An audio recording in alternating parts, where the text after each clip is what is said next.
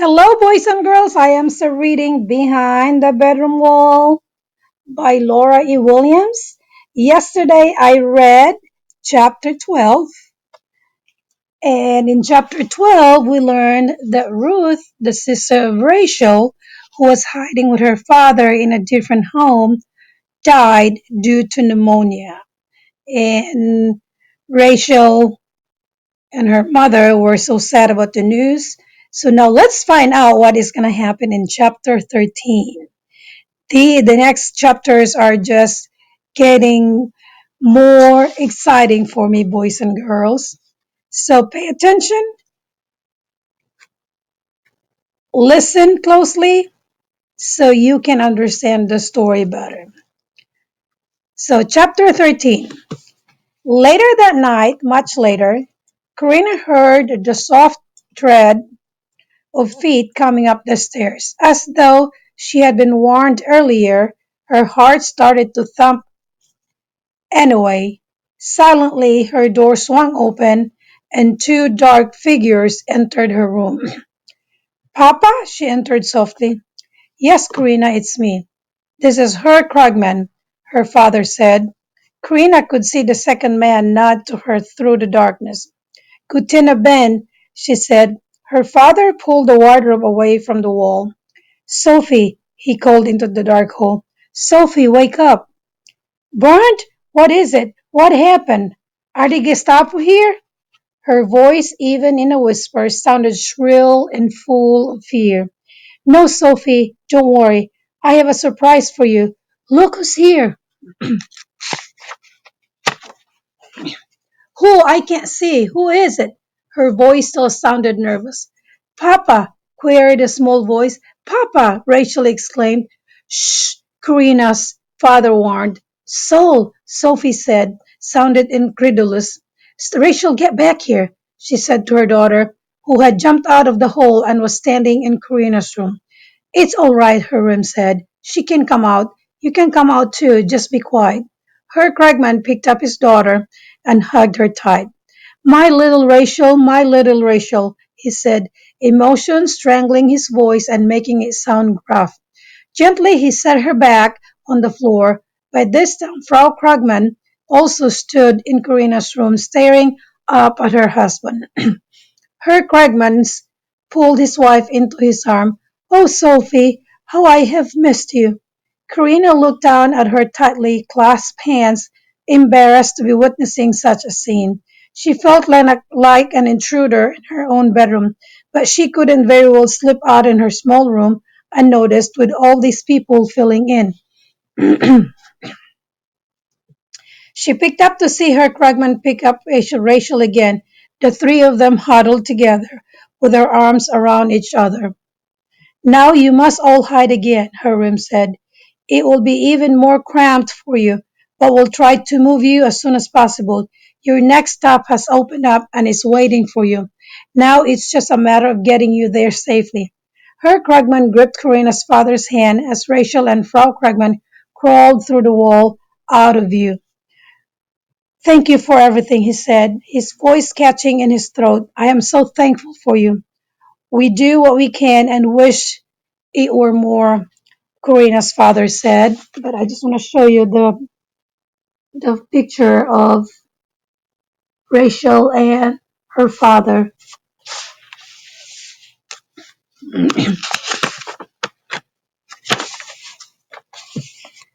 They stood a moment in silence, each one thinking his own thoughts.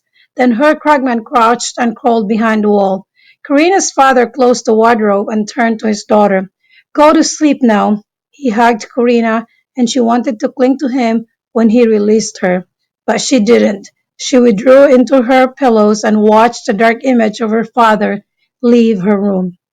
She closed her eyes and heard the soft rustling and whispering coming from behind her wardrobe. She realized her father hadn't closed the wardrobe completely against the wall. She waited for the noises to quiet down, but soon realized they wouldn't. The Krugmans hadn't seen each other for weeks, and for who knows how long before they had come here. Karina slipped out of bed and quietly tiptoed out of her room. She stood in the doorway of her parents' bedroom and listened to their even breathing. The floor was cold on her feet.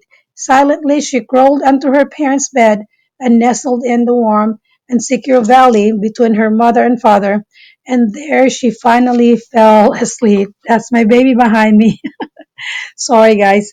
The next morning, Karina walked to school alone. Rita hadn't waited for her as she usually did, which was fine with Karina. She wasn't in the mood for Rita anyway. She got to school just before the first lesson started, so she slipped into her chair and looked over to Eva. Usually, Eva would look back at her and they would smile good morning to each other if they hadn't walked to school together. But this morning, Eva didn't even glance at her in her direction. Karina shrugged and turned her attention to the teacher. When school was out at 1, she found Eva and Rita and a few other girls huddled outside the big doors. They were all going straight to the meeting instead of home for dinner because they had much to prepare for the 4 years visit. The group broke up as Karina advanced. Hello, Karina said. Hail Hitler, Rita said. Eva avoided her glance and kept her eyes on the cement sidewalk. Are you going to Jong Model? Rita asked. I'm wearing my uniform, aren't I? I was just asking, Rita said. I thought you'd be too tired or too sick or something. Karina looked at Eva, but Eva was still examining the sidewalk. She held her growling anger in check. I'm fine. I have been 4 days now. You've been acting strange if you ask me, Rita said. Karina felt the blood drain out of her face. Why was Rita acting this way? Why wouldn't Eva look at her? What was going on? And you look terrible, Rita continued. You have big bags under your eyes. Don't you sleep at night? Or is something keeping you awake? Let's go to the meeting, Eva said, interrupting. We don't want to be late. She started walking away from the two best friends. Karina turned from Rita and followed Eva. Rita quickly caught up and passed Karina so that she could walk beside Eva. Karina stared at their backs. A warm front had moved into the area that night before, and piles of snow were turning to slush. People walked with their coats unbuttoned and a spring in their steps. Karina watched Rita's and Eva's open coats whipped behind them in the wind as they walked. She walked stiffly, well aware of the surreptitious glances she was getting from the other girls on their way to the meeting. A memory came back to Karina as she walked. She felt as if she were no longer in her body. But watching this scene from a different angle, that's because she had viewed this scene from a different angle before, she realized. She remembered the day Anita Skynman had been ostracized from her friends for being a Jew. Karina now remembered that she had been one of the ringleaders to plan Anita's humiliation. And that's how she knew so positively that the same thing was now happening to her. The young model meeting passed much the same way the walk from school had passed. No one talked directly to her, but everyone watched her. More than once, she almost ran out of the room, but pressing her lips together to keep them from trembling, she had lifted her chin and stayed. Whatever was going on, she reassured herself would be cleared up and things would go back to the way they were. Rita, Karina said when she found her friend alone in the back of the room. What's going on? Why are you ignoring me? Rita looked around. Nothing's going on. Karina placed a hand on her best friend's arm. What do you mean, nothing? No one will speak to me, even you, my best friend. She hated a quaver she heard in her voice. I'm not ignoring you, I'm just busy, Rita said resentfully. We have a lot to do before the parade, and if you don't care, I do. Of course I. See, you can even say it, Karina Rem. You don't even care that our beloved four-year is coming to the city. But I do. You don't show it, Rita said, practically spitting out the words, and she walked away. When the meeting ended, Karina didn't bother waiting to be humiliated further. She simply put on her coat and left. Outside, the air was cooling down, but Karina didn't button up her coat. She didn't care if she caught pneumonia. She just didn't care. Maybe she'd be better off like Ruth, she thought bitterly, than all these or all then those awful girls, especially Rita, would be sorry for how they treated her. That was a stupid, childish way to think, thought Karina quickly, and immediately she regretted it. She regretted it. She knew Ruth would rather be alive today, even if it meant hiding in a hole. Karina, don't stop and don't turn around. Karina recognized the voice. It was Eva. She started to turn around. I said, don't turn around. Keep walking. Eva's voice sounded hoarse, just like my voice. But then Karina realized it was because she was trying to whisper loud enough to be heard by Karina, but not by anyone else. What are you doing? What's going on? Karina, too, kept her voice down. I don't have time to explain, Eva whispered, but I have to warn you. Your house is going to be searched tonight. Karina felt weak with fear. She hadn't wanted to think that it could happen again, but she'd known there must have been some terrible reason for the way she'd been treated today. Now she knew somehow the Gestapo had found out about the Krugmans. How do you know? Just believe me, Eva said urgently. Why are you telling me this? Because you're my friend, Karina. Bye. Eva, wait. Karina said frantically she wanted to know more. But there was no reply. She turned around. Eva was gone. Karina broke Karina broke into a run, but just as quickly she stopped. If anyone saw her running home, it would look suspicious. If her house were going to be searched tonight, that meant that the Gestapo weren't sure the Rems were doing something wrong. If they knew about the Kragmans, definitely. Karina didn't think they'd wait until dark to search the house. They'd do it immediately to keep the Jews from escaping.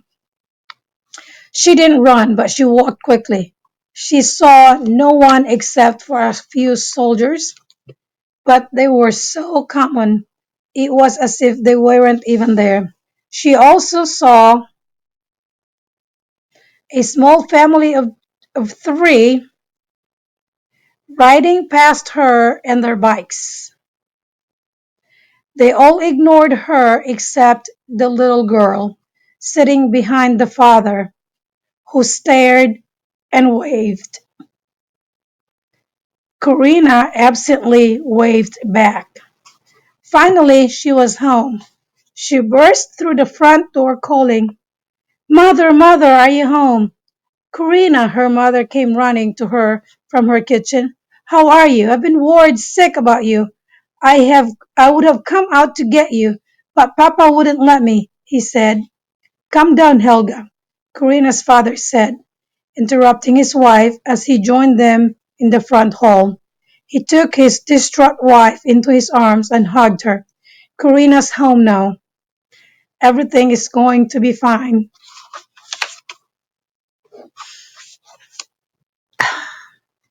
Frauren took a deep breath. I'm better now. I was just so worried, but now we're all home safe. Then you know, Karina said, looking at her parents. Know what? Her father asked. About the search. We're going to be searched tonight, Eva told me. Are you sure? Her mother said sharply. Karina nodded. I have to go warn the Krugmans. We have to hide them, Papa.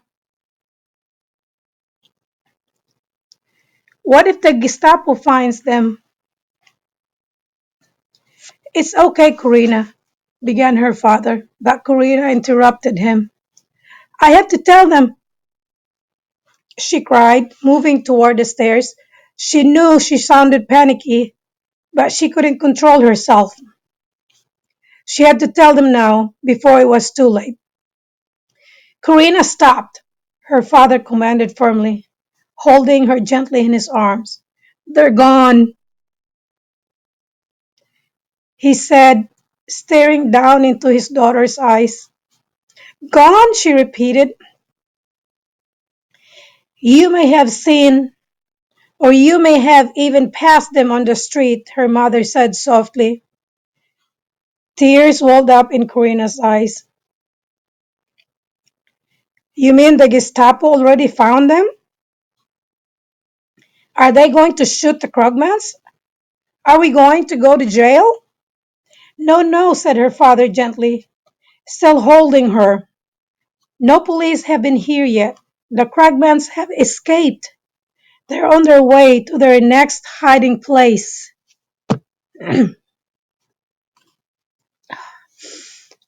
Karina was confused. But you said I may have passed them on the street. How could that be? It's still a little light out. I'm sorry, guys. Let's go sit down and I'll make tea, Karina's mother said, leading them into the kitchen.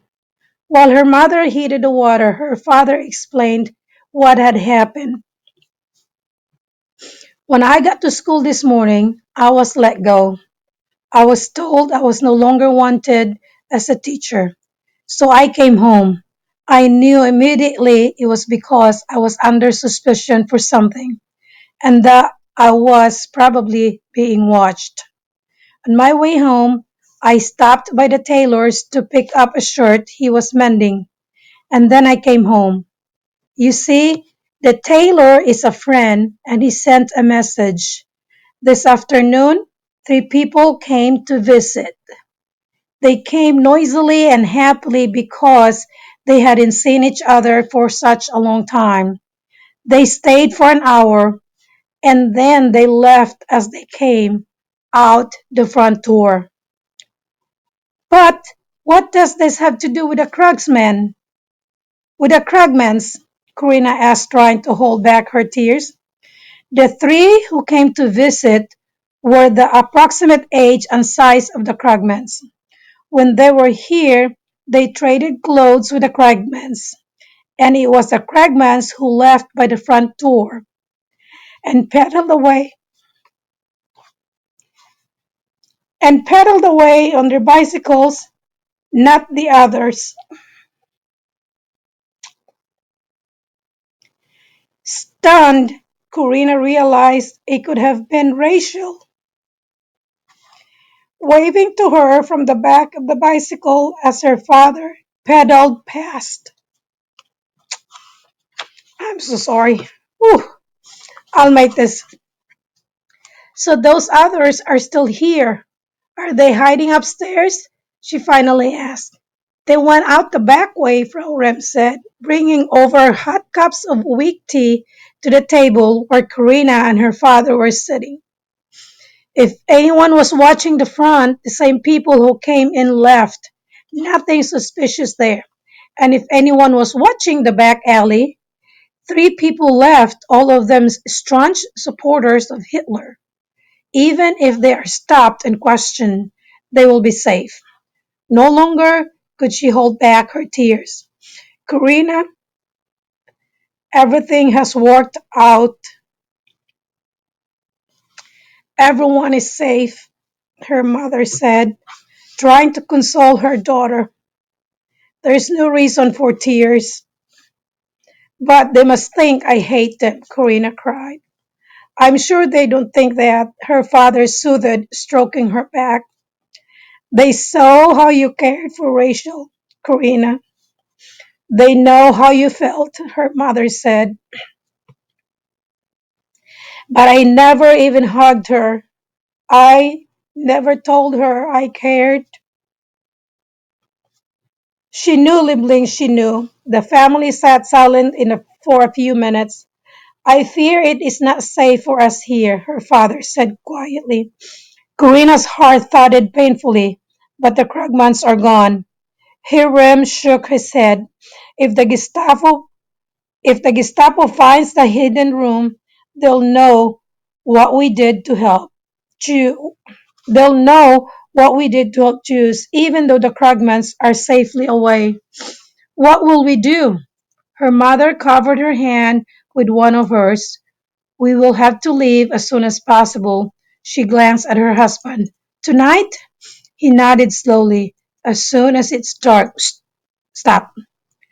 If the Gestapo doesn't come first, he turned to his daughter, go upstairs and rest now, Liebling. Karina rose on trembling legs. It was hard to believe that little Rachel wasn't waiting for her behind her bedroom wall, and that Sophie, with her suspicious eyes, and her Krugmans weren't there, and that Ruth was gone. Her room didn't look any different, but it felt empty, silent, lonely. She would never forget them. She vowed fiercely as she retrieved Rachel's drawings from under her mattress. She would not forget what they looked like, the way Rachel had forgotten what her sister looked like. She would never forget roughly. She wiped the tears from her eyes. If the Gestapo were coming tonight, perhaps any minute, she had a lot of work to do. She could rest later. Holding the packet of Rachel's drawings, she looked around the room for a suitable hiding place. She didn't want anyone to find them. After she'd hidden the drawings, she picked up the packet of John Maddle's pamphlets she had received last week. She opened one and looked through it. She felt as if she had aged years since she had first held these pamphlets in her hands. Then the shiny paper, and then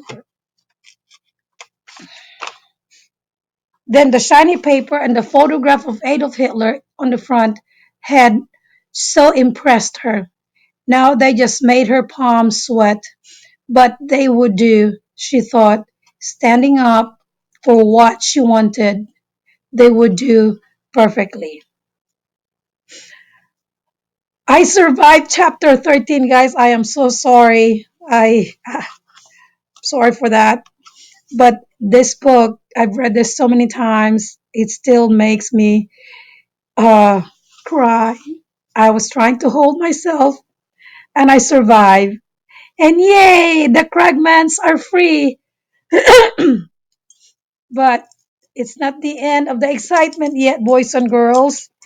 Chapter 14, tomorrow. Wait and see what's going to happen to Karina and her parents. Until then, enjoy the rest of the day.